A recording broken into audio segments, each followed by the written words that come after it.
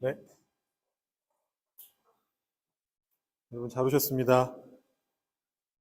의자가 모자라진 않겠죠? 네, 뒤에도 있으니까. 어떻게 한 주간 잘 보내셨어요? 네, 아프셨던 분도 계시고. 숙제도 해오셨나요? 과제가 있었습니다. 다 고개를 끄덕거리신 걸로 봐서 하신 걸로 믿고. 혹시 개역 개정판 아니고 다른 버전으로 읽어보신 분도 계신가요? 영어로 읽으셨어요? 영어 무슨 버전으로 읽으셨어요? NIV로? 네. 또 혹시 다른 분들은 다 개역 개정판으로 보신 건가요? 세번역, 네, 세번역 보신 분도 계시고. 네, 네, 좋습니다. 과제는 그럼 다 해오신 걸로 하고, 다 해오신 걸로 하고. 오늘 좀 걱정이 돼요. 제가 정리가 좀 덜 된 것 같아요. 그래서 지난번 거에 비해서 그 PPT 페이지가 2배 이상 늘었거든요. 근데 그림은 2장밖에 없어요. 지난주에는 거의 다 그림이었잖아요. 막 사람 얼굴 계속 나오고 막 그랬는데 지금 그림은 2장이고 전부 다 글이어가지고 제가 1시간 안에 잘 정리를 해서 여러분들께 말씀드릴 수 있을지 지금 좀 걱정이 되는 상황인데 여러분들이 워낙 뛰어나시기 때문에 제가 뭐 무슨 떡이라 그러죠? 콩떡같이 말해도 여러분 찰떡같이 개떡같이 개떡이 맞네요. 개떡같이 말해도 여러분 찰떡같이 알아들어 주시길 바라겠습니다. 기도하기 시작하겠습니다. 하나님 아버지 감사합니다. 저희가 로마서 공부를 하기 위해서 두 번째로 이 자리에 모였습니다. 하나님의 말씀을 우리가 얼마나 깊이 보고 진지하게 고민하고 그 말씀을 우리 삶 속에서 살아낼 수 있을지 고민하는 가운데 우리 로마서의 말씀을 나눕니다. 무엇이 중요한가라는 제목으로 함께 이야기를 나누게 될 때 주님께서 이 시간에 함께 해주시고 주님께서 우리의 마음을 열어주시고 우리의 생각을 열어주시고 우리의 영의 눈을 열어주셔서 하나님의 말씀을 통해서 무엇이 중요한지를 확인할 수 있는 귀한 시간이 되도록 주님 역사하여 주시옵소서. 하나님의 말씀을 읽어가면서 궁금한 것들을 해결해 가고 또 하나님의 말씀 속에 있는 하나님의 깊으신 뜻을 발견하고 그 안에 있는 보물들을 발견해 나가는 그런 귀한 시간 되도록 주님께서 우리와 함께하여 주시옵소서. 감사드리며 예수님의 이름으로 기도드립니다. 아멘. 네, 지난 시간에 보여드렸던 강의 계획표입니다. 오늘은 무엇이 중요한가? 사실상 5주 중에서 제일 중요한 날이 아마 오늘이 되지 않을까 그런 생각이 듭니다. 본문은 1장부터 3장까지 4장도 포함됩니다만 핵심 내용은 1장에서 3장 사이에서 주로 다루게 되겠고요. 여기 보시다시피 다음 주 과제는 5장부터 8장까지 4장 읽어오시면 되겠습니다. 이 제목 아래에서 저희가 크게 두 종류의 얘기를 하려고 그래요. 그 두 가지가 다 이 제목으로 통합이 되는데 서로 다른 얘기예요. 무엇이 중요한가라는 제목으로 통합되는 서로 다른 두 가지 얘기를 하려고 합니다. 첫 번째는 뭐냐 하면 말씀을 읽을 때 무엇을 중요하게 보아야 하는가. 우리가 지금 로마서를 읽고 있는 거잖아요. 로마서를 읽고 있고 또 우리가 또 다른 성경 말씀들도 계속해서 읽을 텐데 그 말씀을 읽을 때 우리는 무엇을 중요하게 생각해야 되고 무엇을 중요하게 보아야 되는가. 그 말씀 속에서 하나님의 뜻을 어떻게 발견해야 되는가. 이 내용을 앞부분에서 좀 얘기하려고 합니다. 그러면서 동시에 이 같은 제목으로 로마서에서는 무엇이 중요한 부분인가. 더 폭넓게 말씀을 볼 때 우리는 어떤 관점으로 봐야 하는가를 얘기하면서 동시에 그 관점으로 로마서를 봤을 때 로마서에서는 무엇이 제일 중요한가. 이 두 가지 내용을 오늘 좀 다뤄보려고 생각하고 있습니다. 이해되시죠? 클리어하죠? 여기까지는 아직 클리어한 것 같아요. 이런 질문을 한번 던져보겠습니다. 성경 말씀을 여러분 정말 알고 계십니까? 라는 질문인데요. 우리가 보통 말씀 잘 안다고 생각하잖아요. 말씀을 우리가 보면 거기 말씀에 적혀 있는 내용, 이런 내용이네. 이렇게 살면 되겠네. 이렇게 이제 생각을 하게 된단 말이에요. 근데 사실은 성경 말씀은 해석해내야 됩니다. 우리의 시각으로. 우리의 생각으로 해석을 해내지 않으면 그 성경 말씀을 정말 안다라고 할 수가 없어요. 예수님이 뭐라 말씀하셨느냐 하면 어떤 율법교사가 와가지고 예수님에게 질문을 했습니다. 누가복음 10장 25절에서 28절에 나오는 말씀인데요. 여기 보면 뭐라고 얘기하느냐 하면 여러분 잘 아시는 말씀이에요. 선생님, 내가 무엇을 하여야 영생을 얻으리이까? 그랬더니 예수님이 뭐라고 반문하시냐면 율법에 무엇이라 기록되었으며 내가 어떻게 읽느냐? 이렇게 반문하세요. 그랬더니 이제 율법교사가 대답을 합니다. 제 생각에는 내 마음을 다해 목숨을 다해 힘을 다하며 뜻을 다하여 주 너의 하나님을 사랑하고 하나님 사랑, 또한 내 이웃을 내 자신같이 사랑하라 하였나이다. 이웃 사랑. 여러분 뭐 너무나 익히 알고 계시는 내용이죠. 예수님이 말씀하시죠. 내 대답이 옳도다. 이를 행하라. 그러면 살리라. 얘기하십니다. 이 질문에서 제가 주목하는 장면은 어느 장면이냐면 이 장면이에요. 여기서 율법교사가 예수님한테 어떻게 하면 영생을 얻습니까? 물어보니까 예수님이 이렇게 대답하시면 되거든요. 율법에 무엇이라 기록되어 있느냐? 그래서 끝나면 되잖아요. 하나님 말씀에 뭐라고 적혀 있느냐? 실제로 이 사람이 하나님 말씀을 얘기한 거거든요. 구약 성경에 있는 말씀을 얘기한 거예요. 신명기 말씀이고 레위기 말씀이고 율법에 있는 말씀 중에 자기 생각엔 이겁니다. 이걸 해야 영생을 얻을 수 있을 것 같습니다. 라고 얘기를 한 거예요. 그럼 율법에 무엇이라 기록되어 있느냐라고만 질문하시면 되는데 예수님이 그 뒤에다 굳이 덧붙인 게 뭐냐면 그런데 너는 어떻게 읽느냐? 라는 말을 추가로 물어보시는 거죠. 너는 어떻게 읽느냐? 이게 왜 필요하단 말이죠. 성경에 있는 대로 살면 되는데. 성경에 적혀 있는 대로 살면 되는데. 제가 그 브릿지에서 설교할 때 처음에 도입을 그렇게 시작했었는데 오늘 이거 얘기할까 말까 고민하다가 얘기를 하는데요. 왜냐하면 녹화가 되고 있어가지고 녹화가 되고 있어서 괜히 다른 단체를 막 이렇게 비판하고 하면 좀 불편하신 분들도 계실 수 있으니까 지난번 영상 조회수가 100조회를 넘었다는 소문을 들었어요. 네. 저는 90까지 봤는데 100이 넘었다네요. 누가 보고 계신지 제가 알 수가 없어가지고 어쨌든 실명은 얘기하지 않고 그러면 그렇게 얘기하시는 분들이 계세요. 성경 말씀 단순하게 읽으면 된다. 단순하게 읽고 그대로 살기만 하면 된다. 안 살아서 문제지. 성경에 적혀 있는 대로 살지 않으니까 문제지. 성경에 그래서 이제 그 단체 이름 교회 이름이 그 단순함이에요. 거기까지만 더 얘기하면 좀 그럴 수 있으니까 거기까지만. 단순하게 성경 말씀 보고 단순하게 그대로 믿고 단순하게 그대로 살면 된다라고 그렇게 얘기하시는 분들이 있는데 사실은 성경 말씀이 그렇게 단순하지 않단 말이에요. 예수님도 물어보시는 거예요. 너는 그런데 어떻게 해석하느냐? 너의 해석은 무엇이냐? 이걸 물어보잖아요. 이걸 물어봤기 때문인 것 같아요. 제 생각에는 이 사람이 율법교사가 이 얘기를 했는데 사실 이 얘기는 그 당시 유대교에서 경건하게 예수님 믿는 사람, 예수님이 아니라 경건하게 하나님 믿는 유대인들은 누구나 대답할 수 있는 내용이었습니다. 이 내용이 성경에 여러 번 기록되어 있는데 다른 데서는 보면 예수님이 이 말씀을 직접 하신 경우도 있고 딴 사람이 와서 물어보니까 율법에서 뭐가 제일 중요합니까? 이거랑 이거다 얘기하신 적도 있고 지금 이 경우에는 그렇게 말하니까 다른 사람이 와가지고 예수님 제대로 잘 대답하셨습니다. 이렇게 말하는 장면도 있어요. 서로가 공유하고 있던 내용이에요. 다들 이렇게 생각했어요. 하나님 사랑과 이웃 사랑이 율법에서 제일 중요한 내용이다. 영생을 얻으려면 이것을 해야 된다라는 걸 다 알고 있었거든요. 그래서 이제 자기도 모범 답안을 얘기한 거죠. 그런데 예수님이 그래 그렇게 살아라. 그러면 너 영생을 얻을 수 있어 말하니까 이 사람이 가만히 있다가 갑자기 이 생각을 하게 된 거죠. 너는 어떻게 읽느냐? 이 말씀을 나는 어떻게 읽었지? 생각하다 보니까 갑자기 궁금해진 거죠. 이웃이 누구지? 내 이웃은 누구지? 여러분 이 뒤에 나오는 장면이 그 이름도 유명한 선한 사마리아인의 비유 아닙니까? 예수님이 이웃이 누군지를 알려주시기 위해서 비유를 얘기하시던 그 장면인데 그렇다면 제 이웃이 누굽니까? 라고 되물어봐요. 너무 쉬운 말이잖아요. 하나님 사랑, 이웃 사랑보다 더 쉬운 말이 어디 있어요? 그대로 실천하면 산대요. 예수님도 그렇게 말씀하셨어요. 그대로만 하면 산다. 근데 이 사람에게 의문이 생겼습니다. 자기 눈으로 말씀을 읽다 보니까 생겨난 의문이 뭐였냐면 이웃이 누굴까? 내 이웃은 누군가? 살아간다는 건 뭔가? 내가 내 이웃을 사랑하기 위해서 나는 뭘 해야 되고 어디까지 해야 하는가? 질문이 생기는 거죠. 성경 말씀이 아무리 단순하고 아무리 쉽게 해석돼도 그대로 살 수가 없습니다. 해석을 해야 돼요.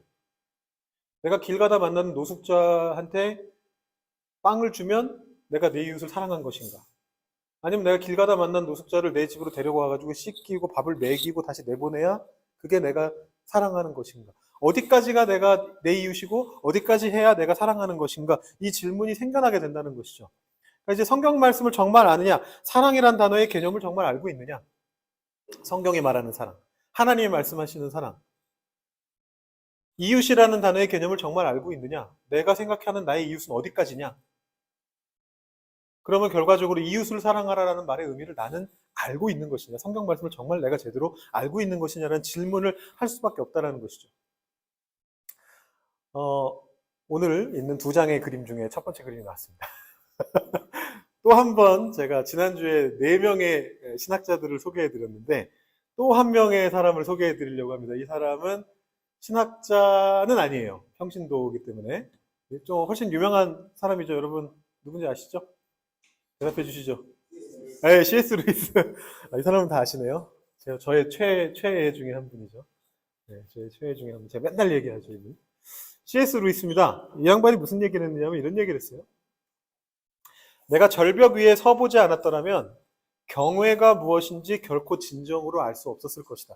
어느 책에서 말했는지 제가 기억이 안 나요. 너무 옛날에 본 내용이라 이게 굉장히 인상 깊게 저의 머리에 박혀 있어요. 기독교 서적에서 얘기했을 수도 있고 아니면 이 사람이 원래 영문학자거든요.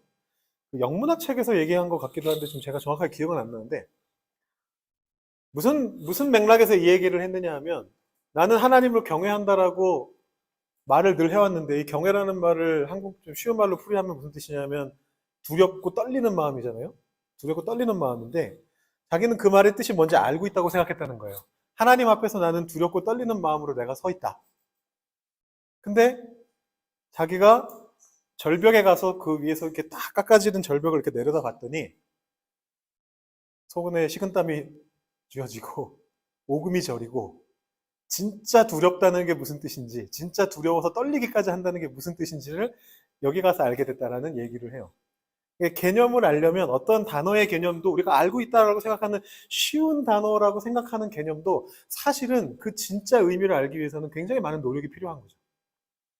자연 속에서도 경험하고 삶 속에서도 경험하고 성경 말씀을 묵상하면서 고민하면서 그 모든 것들을 경험하는 가운데서 그 말이 진짜 무엇을 의미하는가에 관심을 가지지 않으면 그 성경의 말씀을 제대로 해석해낼 수 없다라는 것입니다. 그런 의미에서 오늘의 재밌는 시간 뒤에는 전부 성경 말씀이기 때문에 좀 지루하실 가능성이 상당히 높은데 케이스 스터디를 3가지 정도 하고 가도록 하겠습니다. 여기까지 재밌을 것 같아요. 네.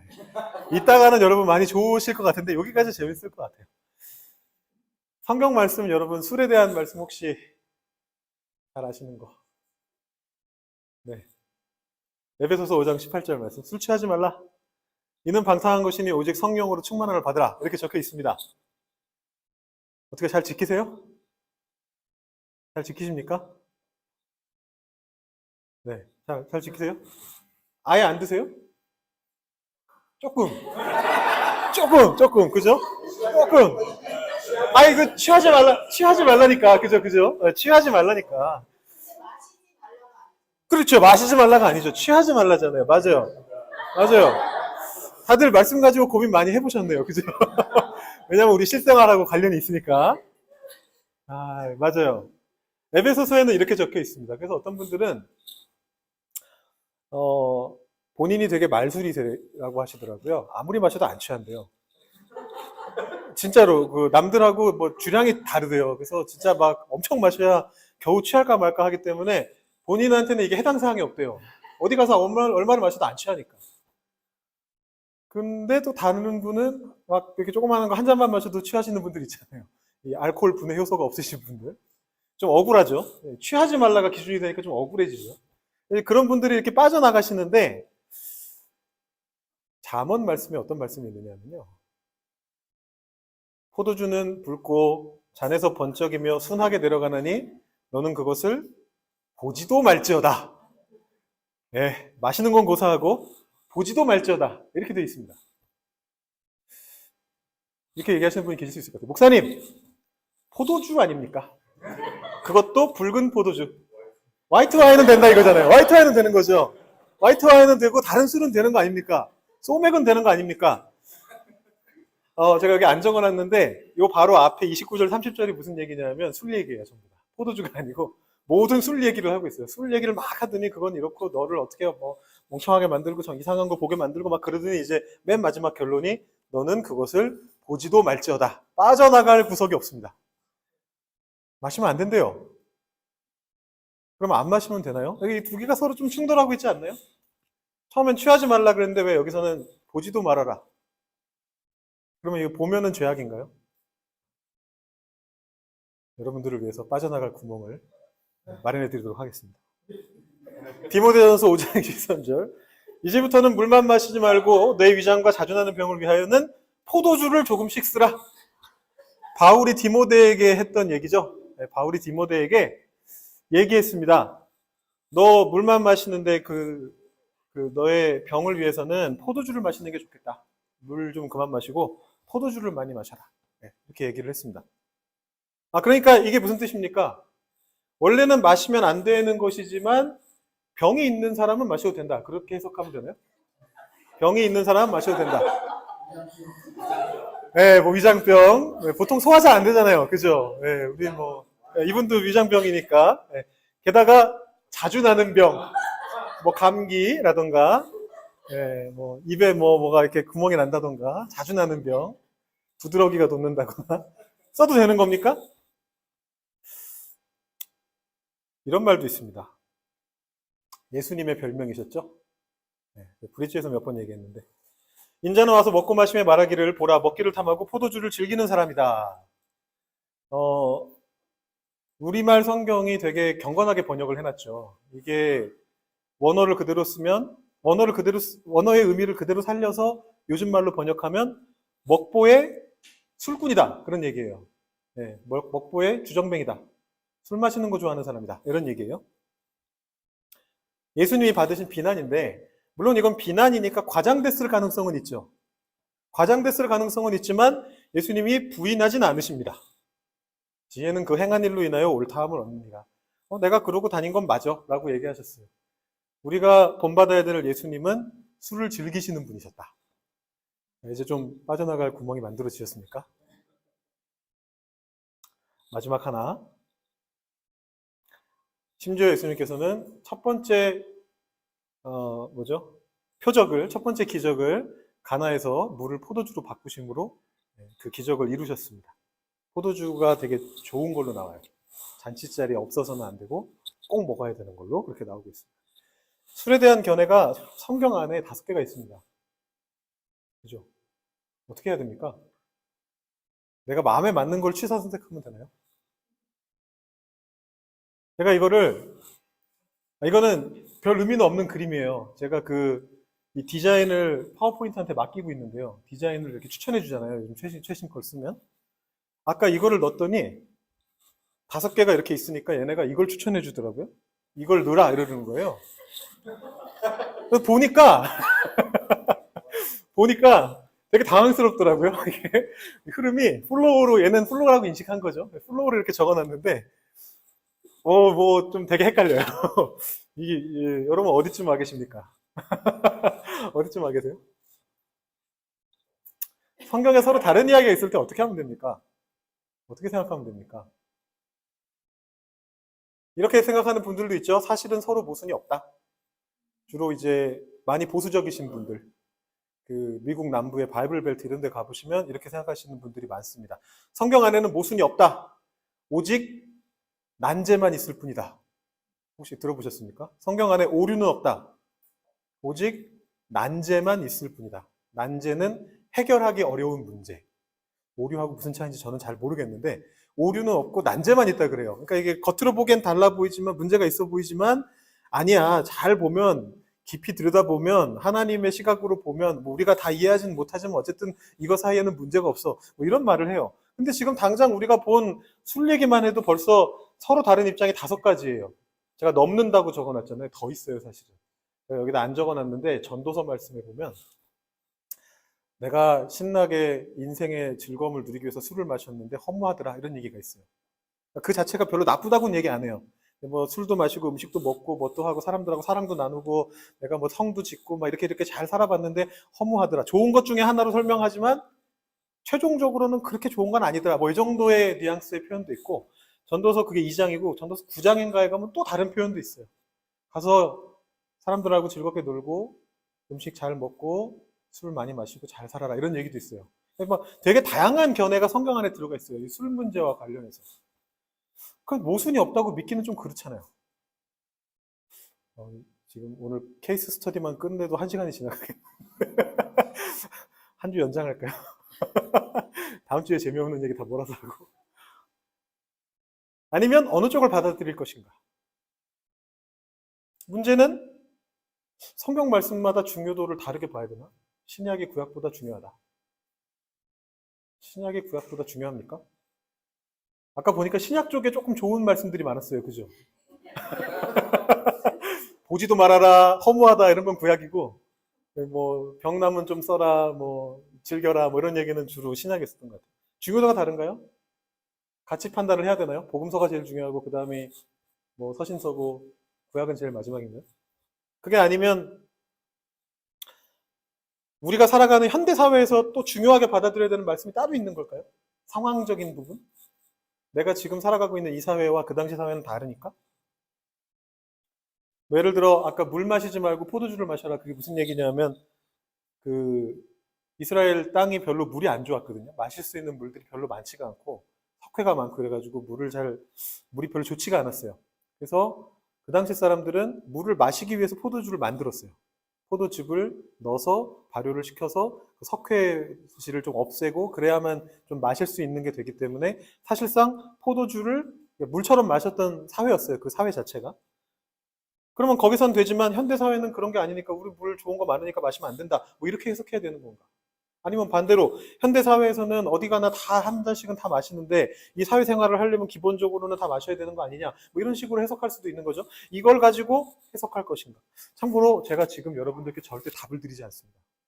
답을 드리려고 얘기를 하는 게 아니에요. 네, 답을 드리려고 하는 얘기 아니에요. 저는 아까부터 하는 얘기가 뭐냐면 성경 말씀을 우리가 진지하게 고민해 봐야 된다는 말씀을 드리기 위해서 일부러 질문점을 던지는 거예요. 자구에 얽매이지 않고 더 깊은 의미를 찾아보려 애쓸 것인가? 사실 저는 이쪽에 기울어 있긴 한데 제일 마지막에 나왔잖아요. 제일 좋은 것 같잖아요. 근데 이게 참 전가의 보도같이 사용되는 말이잖아요. 자구에 얽매이지 않자 말자. 어디까지 그럴 거냐는 거죠. 기준을 어떻게 세워야 되느냐.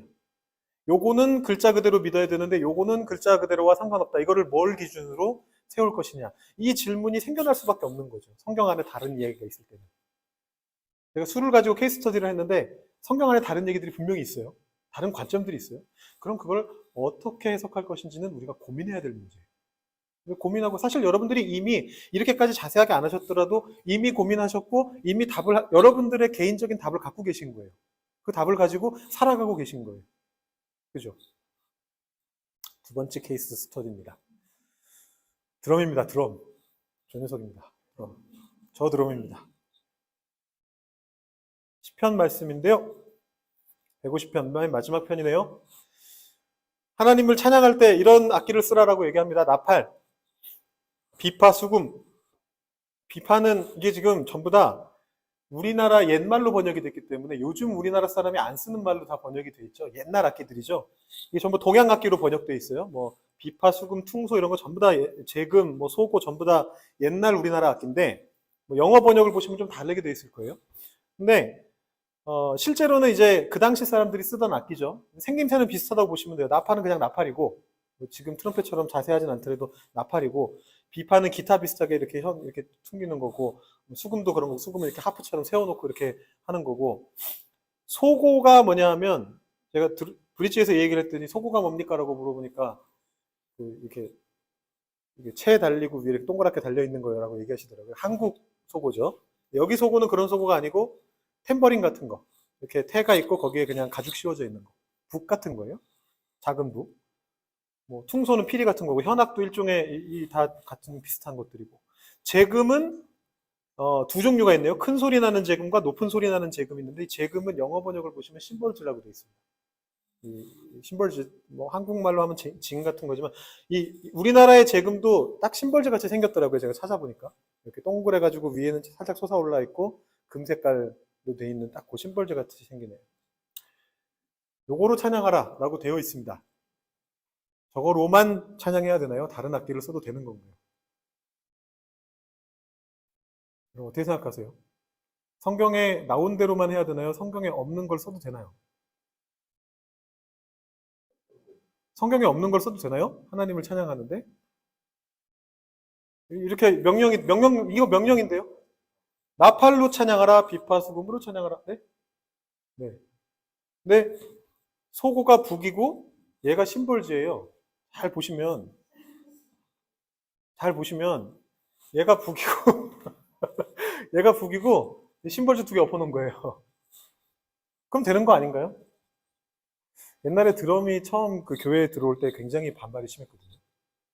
네, 드럼이 교회로 처음 들어올 때 이게 사탄을 막 그 하는 락 음악 하는 악기다 이런 걸 가지고 하나님을 찬양한다는 게 말이 되느냐. 보수적인 교회 중심으로 특히 한국 교회는 전체적으로 보수적이니까 한국 교회에서 한 60, 70년대쯤에 이거 도입되는 거 가지고 각 교회마다 뒤집어졌다는 얘기를 저도 뭐 전에 들었습니다. 70년대 살아본 적은 없기 때문에 뒤집어졌었대요. 근데 한 15년 지나니까 이게 전부 다 교회에 들어가 있었어요. 모든 교회, 가장 보수적인 교회에도 본당에 이게 딱 들어갔어요. 제가 다니던 교회가 최고 보수적인 교회였는데요. 신학은 별로 보수적이지 않았는데 문화가 최고 보수적인 교회였거든요. 제가 어른 될 때까지 본당에 얘가 들어가지 못했습니다. 못 들어갔어요, 본당에. 언제 들어갔느냐 하면 담임 목사님의 사위분께서 3부 지휘자 선생님이셨는데, 3부 성가대 지휘자 선생님이셨는데, 그분이 창립기념 예배 한다고 드럼이 필요하다 그래가지고 드럼에서 얘랑 세 개만 딱 가지고 들어가서 설치했을 때 처음 들어갔습니다, 본당에. 또 다 이걸 풀세트로 또 못 들어갔어요. 이거 하고 스네어 이건가 이건가 두 개 중에 하나 이렇게 세 개만 딱 가지고 들어가지고 그걸로만 친 적이 있었어요. 하여튼 그랬는데 지금은 다 어디서나 다 치잖아요. 성경에 없는 것은 실제로도 없다라는 생각이 있습니다. 이게 당시에 유대교 랍비들이 가지고 있었던 성경 해석 방법이에요. 성경에 없는 것은 실제로도 없다. 성경에 없는 건 실제로도 없다. 이게 신약 성경 저자들도 많이 받아들여서 사용했어요. 그 당시에 아주 핫한 유행하는 해석법이었어요. 성경을 해석할 때 성경에 없으면 실제로도 없어요. 그래서 히브리서 저자도 그대로 사용하는데 제가 작년 말이었나요? 올해였나요? 히브리서 가지고 저희가 새벽기도 한 적이 있었는데 그때 요거 제가 설교를 한 적이 있어요. 멜기세덱에 대해서 얘기를 하거든요. 히브리서 7장에서. 근데 이 멜기세덱에 대해서 뭐라고 얘기하느냐 하면 창세기에 멜기세덱이 나오는데 아브라함이 쫓겨가던 롯을 구해가지고 데리고 온 다음에 거기에서 나타나가지고 이렇게 복을 빌어준 사람이에요. 지극히 높으신 하나님의 제사장이다라고 창세기에 나와요. 근데 문제는 아무 배경이 안 나와요. 이 사람이 어떻게 하나님을 알았는지도 모르겠고 지극히 높으신 하나님의 제사장이라고 그러는데 그리고 살렘의 왕이라고 그러는데 그거 말고 아무 배경이 안 나와요. 툭 튀해가지고 갑자기 나와서 이 아브라함한테 복을 빌어주고 11조를 받고 사라졌어요.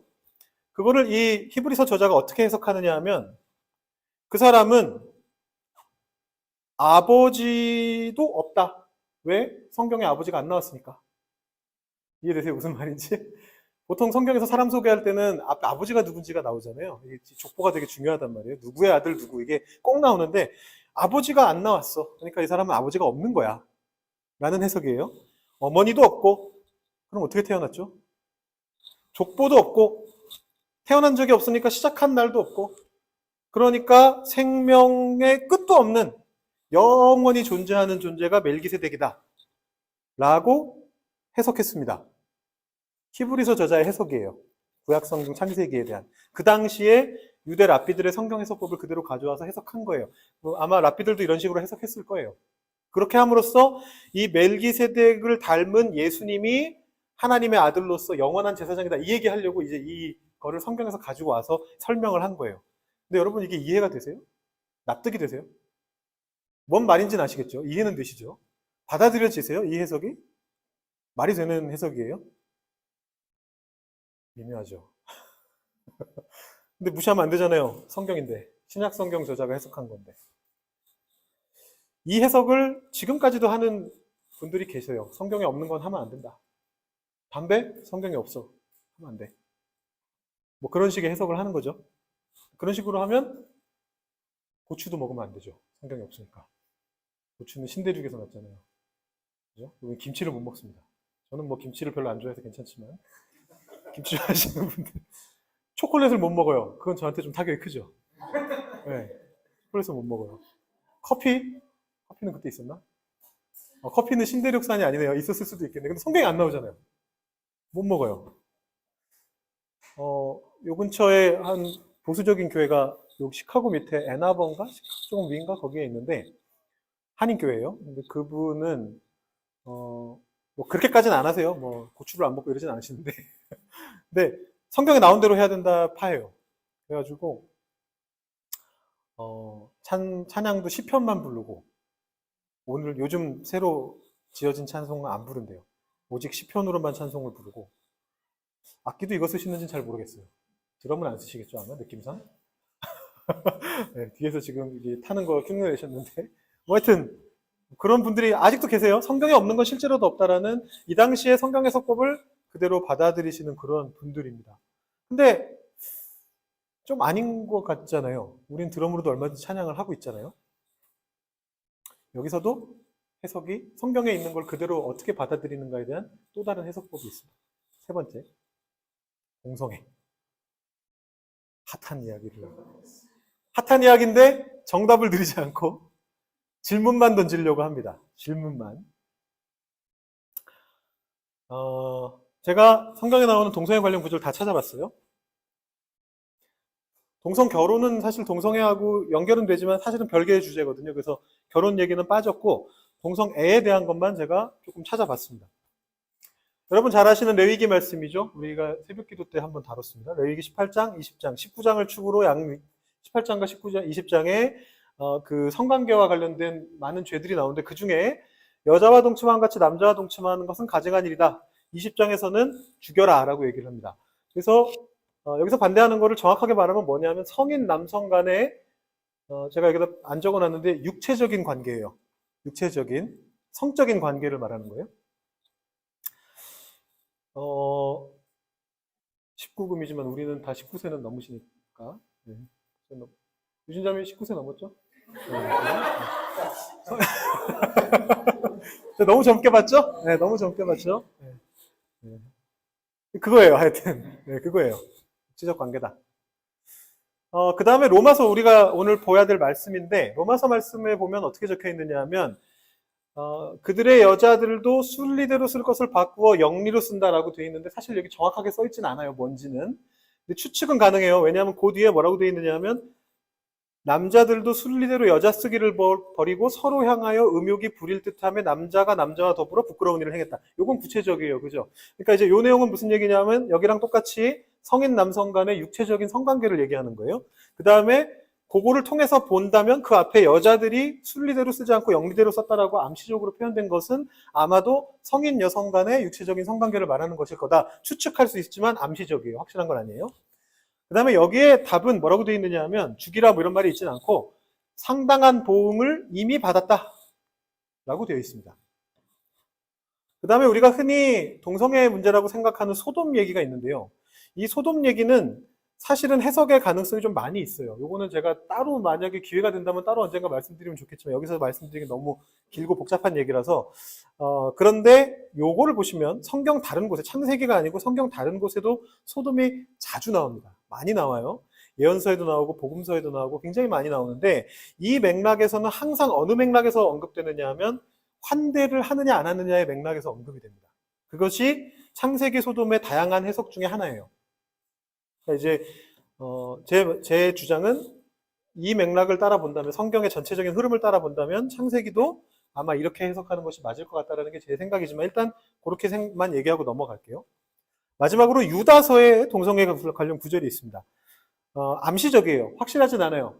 뭐라고 되어 있느냐 하면 소돔과 고모라가 나왔어요. 일단 소돔과 고모라가 환대 맥락으로 성경 안에서는 해석이 되지만 당시 유대 사람들은 소돔이 동성애 문제라고 생각했던 사람들이 많이 있었습니다. 예를 들어 알렉산드리아의 필로 같은 사람, 바울보다 한 50년 정도, 100년 정도 전 사람인데 그 사람 같은 경우는 소돔의 죄는 동성애다라고 분명하게 얘기를 했었어요.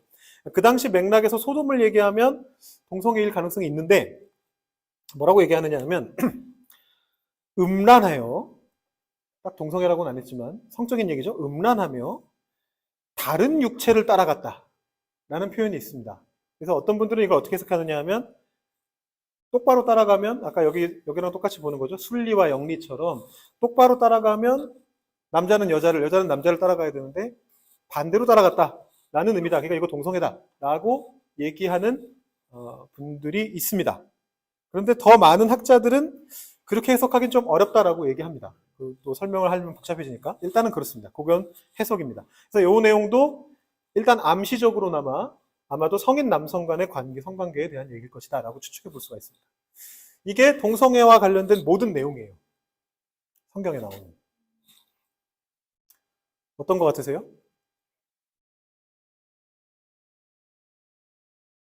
하나님의 말씀을 진지하게 본다면, 하나님의 말씀을 진지하게 본다면, 이 내용을 이 아닌 것에 대해서는 어떻게 해석해야 됩니까? 여러분, 그 성소수자 문제가 우리가 흔히 LGBTQ라고 하잖아요. LGBTQ 요즘 더 늘어났더라고요. QIA 플러스 이렇게 돼 있더라고요. 원래는 그 앞에 플러스가 붙었는데 자꾸 늘어나고 있어요. 뭐가 되게 많아졌어요. 네. 근데 그 LGBTQIA 플러스 중에서 여기에 직접적으로 걸리는 대상은 누구냐 하면 맨 앞에 LG밖에 없어요. 레즈비언하고 게이밖에 없어요. 그나마 레즈비언은 이 내용이 암시적으로 적혀 있어서 사실은 해석하기 나름이에요. 사실 성경에서 주로 얘기하는 건 뭐냐 하면 성인 남성 간의 육체적인 성관계, 그 이유가 있어요. 제가 나중에 한번 설명을 드릴게요. 근데 이 성인 남성 간의 성관계에만 관심이 있어요, 성경은. 오직 그게 문제인 거예요. 그것만 얘기하고 있어요. 그러면 사실상 게이를 제외하고는 만약에 우리가 성경을 진지하게 읽는다면, 이거를 문자적으로 받아들이는데 진지하게 읽는다면 나머지 사람들은 포용해야 돼요. 제가 그래야 된다라고 주장하고 있는 게 아닙니다. 질문을 던지고 있습니다. 그렇지 않나요? 라고 물어보고 있는 거예요. 그렇게 해석한다면 이게 성경에 나오는 동성애 구절 전부인데 이 구절로 보니까 이렇게 되어 있어요. 그렇다면 그 외의 것에 대해서는 어떻게 생각해야 되느냐라는 거죠. 사실은 얘기가 더 복잡해질 수 있습니다. 제가 청년부에서는 여기까지밖에 얘기 안 했는데 왜냐하면 청년들은 그런 생각을 안 하기 때문에 제가 얘기를 안 했어요. 근데 여러분들은 19부문도 얘기할 수 있으니까 얘기를 하는 거예요. 성적 지향이 있다고 해서 육체적 성관계를 반드시 갖는 건 아니잖아요. 이성애자라고 해서 육체적 성관계를 반드시 가지나요? 예를 들어 나는 20살인데 모쏠의 동정이야. 그 사람은 이성애자든 동성애자든 육체적 성관계를 한 번도 가져본 적이 없는 겁니다. 태어나서 20살까지. 그러면 저촉이 안 되잖아요. 심지어 게이라 할지라도 현재 자기는 하고 싶은데 못하는 거든 아니면 자기가 정말 나는 이 죄라고 생각해서 안 하겠다라고 뭐 결심을 해서 안 하는 거든 간에 이게 안 걸리는 거잖아요. 안 했으니까. 할 가능성이 있다라고 해서 죄가 되는 건 아니에요. 그죠? 그건 뭐 우리 법에서도 그렇고 성경에서도 마찬가지예요. 내가 어떤 죄를 저지를 수도 있기 때문에 나는 질투라는 죄를 저지를 수도 있는 존재이기 때문에 나는 지금 질투를 안 하고 있어도 나는 죄인이야라고 말할 수는 없단 말이에요. 되게 복잡해요. 이걸 해석하려면. 근데 문제는 복잡한 게 문제가 아니라 그렇게 진지하게 말씀을 보고 있느냐라는 것이죠. 말씀을 진지하게 본다면 고민을 해야 돼요. 우리 교회에 육체적 성관계를 하는 게이가 왔어. 그렇다면 이거를 나는 문자적으로 받아들이고 나는 이것에 대해서 반대한다. 그러면 쫓아내야겠죠. 근데 우리 교회에 예를 들어 트랜스젠더가 왔어. 또 다른 성소수자예요. 그죠? 트랜스젠더가 왔어. 성경 말씀에는 트랜스젠더에 대한 얘기가 없습니다. 그러면 이제 거기서 아까 그런 해석이 돼야 되는 거죠. 성경에 없는 것은 실제로도 없다. 뭐 그렇게 갈 수도 있긴 있어요. 갈 수도 있긴 있어요. 그러니까 성경에는 요것만 있지만 그 맥락을 풀어본다면 결과적으로 거기도 안 돼. 뭐 이렇게 얘기하려고 맘먹는다면 얘기할 수는 있는데 고민은 할 수 있지만 받아들여줘야 되지 않느냐라는 것이죠. 그러니까 이게 제가 그냥 이건 질문을 던져보는 거예요. 제가 이 생각을 왜 하느냐 하면 많은 사람들이 나는 성경 말씀을 따른다. 이 말씀을 너무 쉽게 생각한다는 거예요. 나는 성경 말씀을 내가 따르고 있어요. 라고 말하는데 실제로는 그 성경 말씀을 따르고 있다라고 말하는 사람들이 실제로 하고 있는 건 뭐냐 하면 자기 생각을 따르고 있는 거예요. 이미 자기는 결정을 했어요. 근데 성경 말씀이 자기 생각을 지지해 주는 것 같아요. 무슨 뜻인지 이해되시죠? 사실 우리도 종종 그런 짓을 합니다. 그죠? 우리 묵상할 때도 자주 그래요. 내가 어느 문제 가지고 고민하고 있었는데 성경 말씀을 봤는데 이게 내 생각을 지지해 주고 있는 것 같아. 그러면 아멘. 하나님. 이게 된다고요. 이게 돼요, 진짜로. 그게 조심해야 되는데, 뭐 그게 무조건 나쁘다는 뜻은 아니에요. 근데, 그러기 위해서는, 조심하기 위해서는 늘 고민해야 돼요. 이게 내 생각인가, 성경 말씀인가? 이게 내 생각인가, 하나님의 뜻인가? 그걸 고민해야 되는데, 되묻질 않는 거죠. 그냥 나는 동성애자들이 싫어. 나는 성소수자들이 싫어. 나는 그 사람들 보면 역겨워. 그래서, 근데 사람들이 얘기해. 성경에 그 사람들은 안 된다고 돼 있어. 죄인이래. 그래? 이렇게 되는 거죠. 근데 그게 과연 옳은 생각인가에 대해서는 생각해 볼 필요가 있다는 거예요. 자기 성향을 성경 말씀의 해석에 대입하고서 그게 유일한 진리라고 착각하고 있지는 않은가. 이 부분에 대해서 생각해 볼 수 있어야 된다는 거예요. 제가 오늘 이 얘기를 하면서 조심스러웠어요. 혹시 다음 주에 제가 교회 나오지 않으면 쫓겨난 거라고 생각하시면 될 것 같습니다. 100조회까지만 질문을 던져봤어요. 제가 정답을 알려드린 게 아니라 술 얘기도 마찬가지고 제가 여러분들한테 절대 술을 마시라고 얘기한 게 아닙니다. 오해하지 마시기 바랍니다. 술 얘기, 드럼 얘기, 동성애 얘기 세 가지를 가지고 성경에 나와 있는 말씀들을 살펴보면서 아, 이게 생각보다 쉬운 얘기가 아니구나. 그렇게 단순하게 말할 수 있는 문제가 아니구나. 해석해야 될 부분들이 있고 그렇다고 내 생각을 가지고 성경을 재단하면 안 되고 이 사이에서 내가 해석해야 되지만 내 생각을 배제하면서 내가 해석해내는 이 과정이 쉽지만은 않구나라는 생각을 하게 되셨다면 오늘의 목표를 달성한 겁니다. 그리고 10분이 남았고 저는 지금부터 로마서 1장부터 4장까지를 설명을 드리도록 하겠습니다. 과연 가능할 것인가? 로마서 1장의 흐름입니다. 17절은 지난주에 했고요. 17절 앞부분은 그냥 인사말 이런 것들이에요. 물론 거기도 중요한 얘기들이 있지만 뒤에 내용을 가지고 가름할 수 있어서 그 부분은 제가 뺐고요. 18절부터 25절까지의 말씀은 어떤 내용이냐 하면 우리 아까 보셨던 동성애 관련 말씀 나오기 직전까지의 구절인데 이게 굉장히 복잡합니다. 글씨도 지금 작죠. 제가 이거 잘라서 넣으려고 그랬는데 사실 시간이 있으면 여러분들 보고 직접 지금 한번 펼쳐서 읽어보시고 요약해보시라는 과제를 드리고 싶었는데 과제가 아니고 뭐죠? 활동을 드리고 싶었는데 시간이 없으니까 빨리 넘어가 보겠습니다. 여러분 읽어보시면 쉽게 이해가 안 돼요. 금방 이해가 안 돼요. 뭔 소리인지는 알겠는데 바울이 지금 무슨 논리 전개를 하고 있는 건지가 약간 당황스러워요. 이거 다음에 이게 왜 나오지? 이거 다음에 이게 왜 나오지? 아마 그러실 거예요. 제가 정리를 해봤습니다. 18절의 말씀은 뭐냐면 경건하지 못해서 진리는 막는 사람들에겐 하나님의 진노가 임한대요. 오케이. 이게 대전제겠죠? 그 다음에 뭐라고 얘기하느냐 하면 창세 때부터 피조물 속에 하나님의 신성이 드러났다. 그래서 그들도 알고 있다. 그들이란 존재가 나오는데 피조 세계 속에 하나님의 신성이 나타났기 때문에 자기들도 하나님을 알고 있대요. 하나님을 알고 있는데 그러나 미련한 마음이 어두워져서 하나님의 영광을 우상으로 바꾸었다. 하나님을 알고 있어요. 왜? 창조된 피조 세계 속에 하나님이 나타나니까. 그런데 그 하나님을 섬기지 않고 우상을 섬겼대요. 그 결과로 마음의 정욕에 따라 서로의 몸을 욕되게 하셨다. 그리고 나서 이제 우리가 아까 봤던 그 동성애 관련 구절이 나옵니다. 이게 무슨 맥락이에요? 왜 창조가 나오고 왜 우상 숭배가 나오고 왜 정욕이 나옵니까? 이 세 개는 어떤 관련성이 있는 겁니까? 이 자연스럽게 넘어가세요, 흐름이? 성경 말씀의 흐름이? 일단 진리를 막는 사람들에게 진노가 임한다. 오케이. 그런데 이제 그 이유를 설명하는 건데 그 이유는 뭐냐면 하나님이 이미 나타나셨는데 하나님을 안 믿었어. 뭐 요건 그럭저럭 연결이 돼요. 하나님이 창조 세계에 나타나셨는데 안 믿었으니까 우상으로 바꿨겠지. 근데 그 다음에 왜 자연스럽게 그 결과 정욕에 따라서 서로의 몸을 욕되게 하셨다가 나오냐는 거죠. 이유가 있습니다. 바울이 창작한 게 아니에요. 이거는 이거 먼저 설명하고 넘어가야 되는구나. 일단 그들이 누군지를 봐야 되는데요. 이건 이제 로마서 제가 참고한 주석서들인데 이 주석서들은 하나같이 1장 18절부터 32절 말씀이 뭐에 대한 얘기냐면 이방인, 페이건스, 이방인들에 대한 것이다라고 얘기를 합니다. 이교도, 이방인, 모든 사람이라고 되는데 이거는 조금 복잡한 설명이고 조금 이따 다시 설명드리고요. 인류에 대한 것인데 유대인의 시각으로부터 이방인을 향하여 이교도 이렇게 나와 있습니다. 무슨 얘기냐 하면 지금 거기서 말하는 그들은 하나님을 모르는 사람들이에요. 하나님을 알고 그렇게 산다는 게 아니고 하나님을 모르는 사람들은 우상 숭배를 하게 되고 창조 때부터 하나님이 나타나 있음에도 불구하고 우상 숭배를 하게 되고 정욕에 몸을 내버려두게 된다. 이렇게 이제 이야기를 하는 거예요. 근데 그 견해는 사실 유대인들이 가지고 있던 보편적인 견해였어요. 이거는 지혜서라고 하는 책인데요. 이 지혜서라고 하는 책은 어떤 책이냐면 주전 50년 정도에 쓰여진 걸로 추정이 되고요. 구약 외경 중에 하나입니다. 한국에서도 접하실 수가 있어요. 제가 여기 하느님 적혀 있는데 이게 어디서 가져온 거냐면 그 가톨릭 교회에서 번역한 성경에서 가져왔어요. 가톨릭 교회에서 번역한 성경이나 개신교랑 가톨릭이 함께 번역한 공동 번역 성경을 보시면 이 지혜서를 읽어보실 수가 있습니다. 구약 외경이고요. 우리 개신교는 외경이라고 생각하고 가톨릭에서는 정경 중에 한 부분이다라고 생각을 하는 성경이에요. 그래서 가톨릭은 이게 들어가 있고 우리는 빠져 있습니다.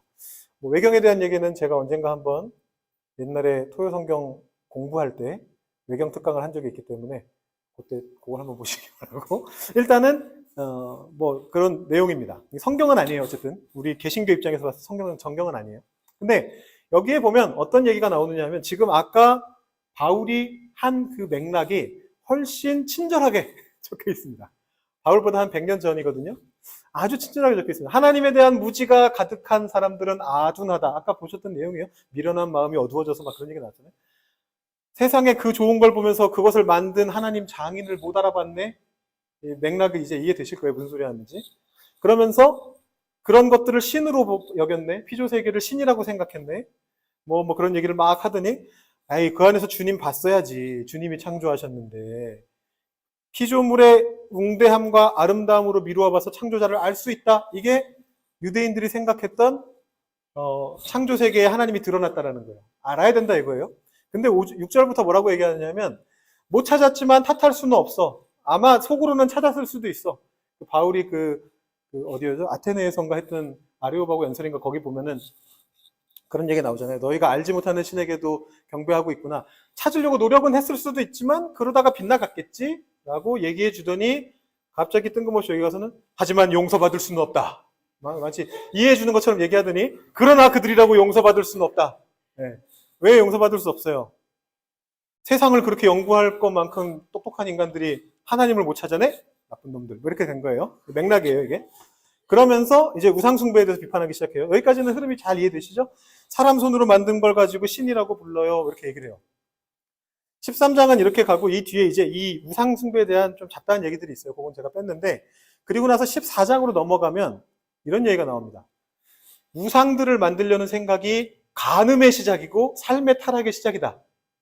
요 논리가 유대인들이 갖고 있던 논리예요. 이방인들은 하나님을 몰라. 하나님을 몰라서 우상을 숭배했어. 거기까지는 오케이. 근데 우상을 숭배하는 것이 성적인 문제를 일으키는 본질이다. 이렇게 믿었어요. 이게 유대인들의 관점이었어요. 그러니까 지금 바울은 그 관점을 가지고 오는 거예요. 이방 사람들은 내가 이방 사람들을 한 명 한 명 인터뷰해 봤는데 걔네들이 다 동성애자야. 그게 아니고 이방 사람들은 이러한 삶의 패턴을 가지고 있다는 것을 지금 묘사하고 있는 중이에요. 그러면서 뭐 막 얘기하면서 뭐 이런저런 얘기를 해요. 아이들을 죽여서 제사를 지내지, 광란의 황연을 벌이지, 혼인도 더 이상 깨끗이 지키지 않고 결혼 문제도 간통하고 살인, 유혈, 도둑질, 사기 뭐뭐뭐 하더니 성도착, 혼인의 무질서, 간통, 방탕 이런 것이 다 뒤엉켜 있다. 그건 뭐 때문이냐? 우상들을 숭배하는 게 이 모든 악의 시작이다. 이렇게 얘기를 하는 거예요. 이게 그 당시에 유대인들이 이방인을 스테레오타입으로 정의한 내용이에요. 이방인은 이런 존재야. 하나님 모르는 사람들은 이런 존재야. 아마 이거는 이제 저의 추측이 조금 들어가는 건데 왜 이런 발상의 전환이 됐느냐? 아마도 이 당시에 이방신들의 신전에서 이런 것들이 행해졌기 때문일 것 같아요. 네. 왜냐하면 특히나 이 성적인 문제들은 그 고대 사회에서는 신의 영역이었어요. 예를 들어 아이가 태어나지 않는다? 요즘 같으면 불임 클리닉을 가겠죠. 시험관 시술을 하겠죠. 그런데 이 당시에는 아이가 태어나느냐 마느냐는 누구의 것이다? 신의 것이죠. 유대교인들에게는 하나님의 것이고 이방을 믿는 사람들은 이방신의 영역인 거예요. 신이 점지해줘야 되는 거예요. 우리나라도 삼신할미가 점지해줘야 애를 낳는다고 생각했듯이 이 당시 사람들은 이 성관계를 맺어서 자식이 태어나는 이 뭔가 풍요로워지고 뭐든지 늘어나고 이러는 모든 것들이 신의 영역에 들어가는 거였어요. 그래서 그게 이제 뭐랑 연결되느냐 하면 그 농사하고 연결되죠. 농사를 지으려면 비가 와야 되는데 이 비가 오는 것도 신의 영역이라고 여겼죠. 하늘에서 떨어지니까. 그러니까 결과적으로 그 두 개가 연결됐어요. 그래서 이방신전에서 많이 했던 것 중에 하나가 뭐냐 하면 풍요를 기원하면서 비 많이 오게 해주세요라고 기원하면서 난잡한 성잔치를 벌여요. 이 29금인데요. 29금인데요. 요즘은 39금까지도 나오더라고요. 39금은 뭔지 제가 이제 막 마흔이 넘어가지고 잘 모르겠는데, 어쨌든 그 이방신의 그 신화들을 읽어보면 어떤 얘기들이 제일 많이 나오냐면, 뭐 별의별 얘기가 다 나와요. 막 창조신이 땅에다가 뭐 정액을 뿌리니까 거기서 뭐 무슨 인간이 나오고 무슨 존재가 나오고 뭐 이런 식의 얘기들이 많이 나와요. 그 두 개가 이렇게 완전히 이렇게 합쳐져 있었어요. 성적인 문제와 어떤 풍요의 문제가 합쳐져 있었어요. 그러니까 아마도 이 우상 숭배를 하게 되면 자연스럽게 이렇게 된다라는 게 아마 유대인들이 이방인들을 바라보고 있었던 견해였던 것 같습니다. 바울이 이걸 가져오는 거예요. 가져오는 거 똑같이 가져오진 않았지만 바울이 이걸 가져왔어요. 그러면서 이방인들의 모습을 고스란히 묘사하는 거죠. 26절, 27절 우리가 아까 봤던 말씀인데 여기서 자세히 보시면 여기까지 끊기는 걸 보실 수가 있어요. 상당한 보응을 그들 자신이 받았느니라. 현상이란 뜻이에요. 여기까지는 그러니까 지금 여기 그 레위기에는 동성애가 죄라고 적혀 있는데 로마서에서는 이거가 죄라고 나와 있지는 않습니다. 밑에 보시면 다른 죄들은 죄라고 나와 있어요. 사형에 해당한다. 그런데 이 내용까지는 위에 이방인들에 대한 설명에 해당하는 거예요. 상당한 보응을 그들 자신이 받았느니라. 이방인들은 이런 삶을 살아가고 있어. 불쌍하지? 거기까지가 27절이에요. 그 다음에 28절부터는 무슨 얘기를 하냐면 그래서 걔네들은 이런 죄를 짓고 살아. 불의, 추악, 탐욕, 악의가 가득 뭐 하여튼 되게 많아요. 어떻게 빠져나갈 구석이 없어 보여요. 하여튼 뭐가 엄청 많아요. 비방하는 것도 여러분 혹시 이렇게 뒷담하는 거 좋아하시면 이거 이방인들한테 하는 얘기죠. 네. 다행이네요. 네, 이방인들한테 하는 얘기. 부모를 거역하는 자, 약속을 어기는 거, 배약하는 자, 멍청한 것도 죄입니다. 우매하는 자, 무정한 자. 무정하다는 얘기는 그러니까 마음이 따뜻하지 못하다는 얘기죠. 자기만 생각하고 뭐 그런 거죠. 이런 것도 태어나면서부터 좀 그런 사람도 있지 않나요? 남들보다 좀 그런 거 못 느끼는 사람? 무정한 것도 죄래요. 이런 것들은 그들의 죄다. 이 앞에까지는 그들의 모습, 현상, 그들의 삶, 이방인들의 실존. 그 다음에 여기서부터는 그들이 저지르는 죄들. 문제가 있습니다. 9시가 됐다는 것이죠. 더 큰 문제는 여기서 2장으로 넘어가는데 이건 제가 정리해 놓은 거고 2장으로 넘어가는데 이게 브릿지에서 안 했는데 여러분들한테만 특별히 추가한 건데 넘어가는 게 좋을 것 같아요. 다음에 혹시 기회가 되면.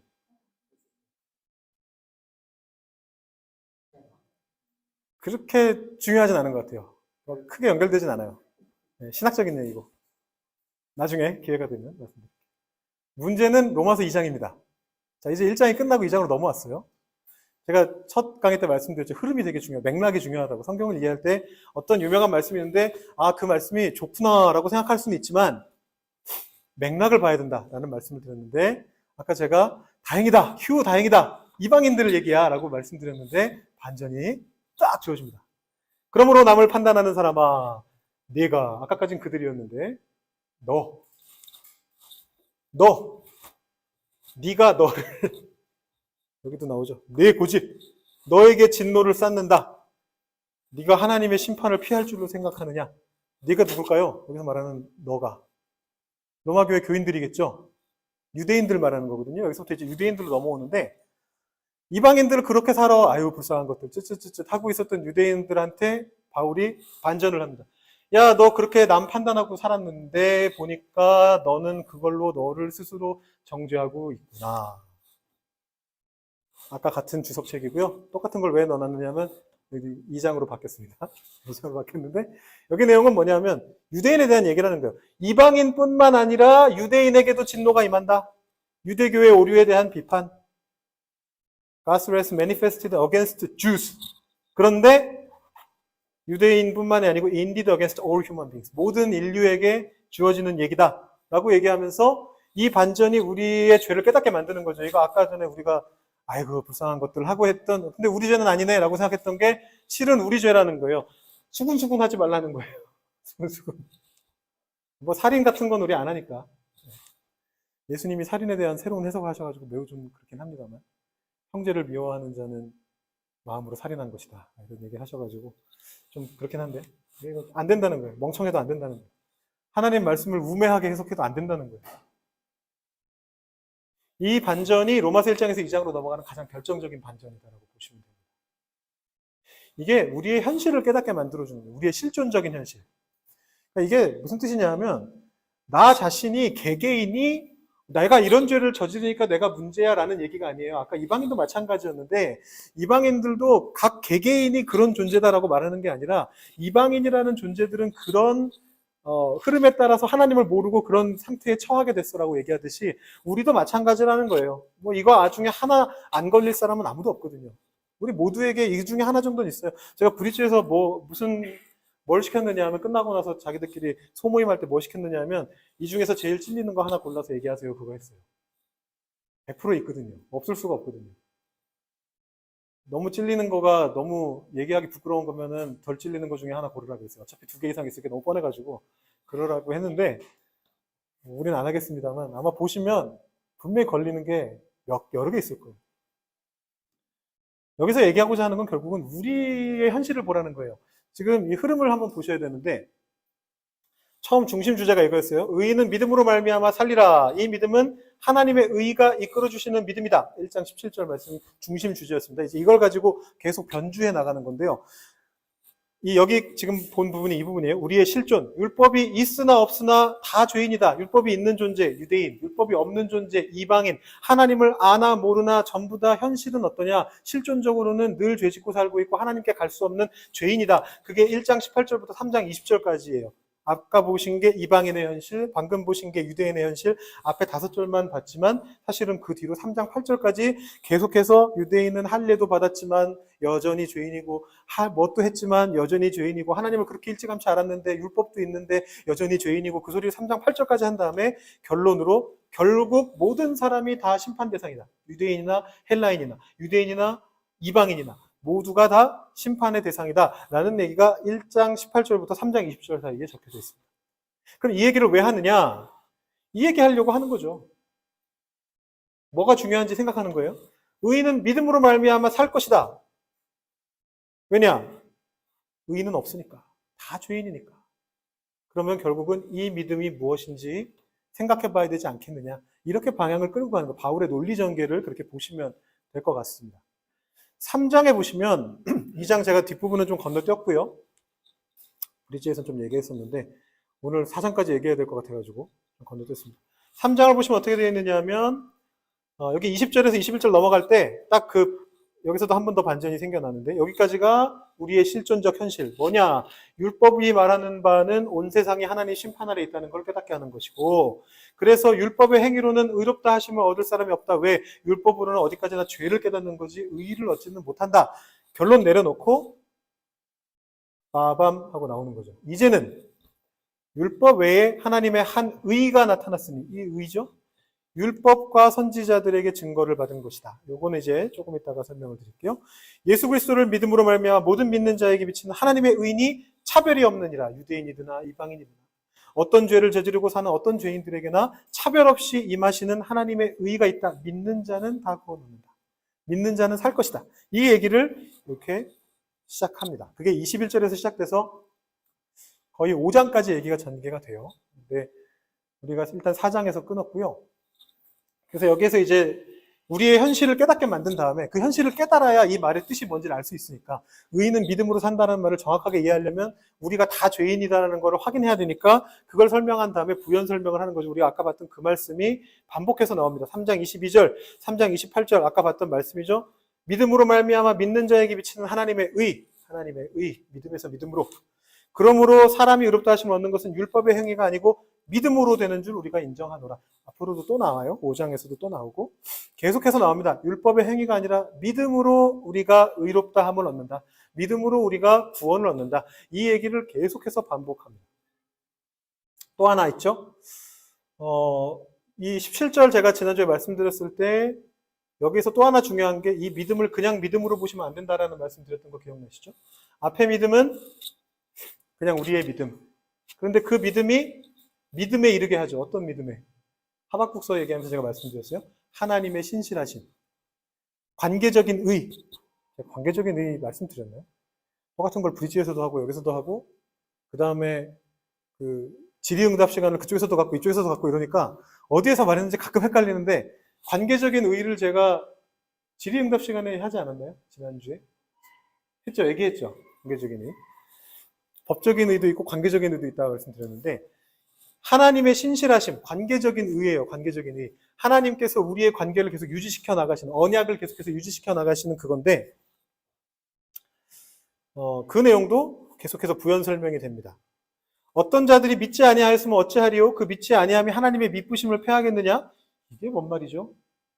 세번역을 보시면 그중 얼마가 신실하지 못했다고 해도 믿지라는 말보다 신실하지가 여기서는 더 어울리는 것 같아요.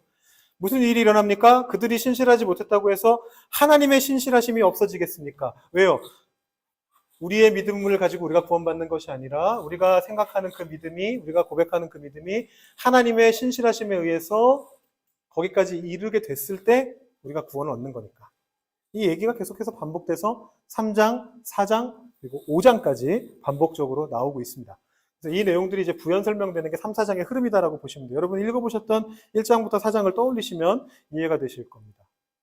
그리고 나서 맨 마지막에 다시 정리를 해요. 율법, 죄, 의, 믿음, 할례 어떤 관계로 얽혀 있느냐. 율법에 대한 얘기는 제가 다음 시간에 조금 더 할 거거든요. 그래서 오늘은 좀 건너뛰고 지나갈 건데 율법이 그래서 나쁘다는 거야, 좋다는 거야, 율법이 믿음에 도움이 된다는 거야, 안 된다는 거야. 이제 그거 좀 얽혀 있어요. 그 얘기는 제가 다음 시간에 5장부터 8장 하면서 조금 더 설명을 드리고 그 정의를 한 다음에 저희도 아까 사례 연구를 했습니다만 바울도 사례 연구를 합니다. 그게 아브라함의 사례입니다. 아브라함은 처음 어떻게 믿음을 가지게 됐고 어떻게 의로움을 얻게 되었는가. 할례 받기 전에 이미 믿음으로 의롭다 하시면 얻지 않았느냐, 뭐 이제 이런 얘기들을 해요. 바울식 성경 해석이 이제 시작되는데, 그래서 할례가 없어도 너희들 믿음으로 구원받을 수 있고 뭐 이런 얘기를 하기 위해서 이제 아브라함을 사례 연구를 하는 것이 4장이다라고 보시면 되고 그 결론은 5장 앞부분에서 나오고 있습니다. 이게 이제 로마서 전체의 흐름이고요.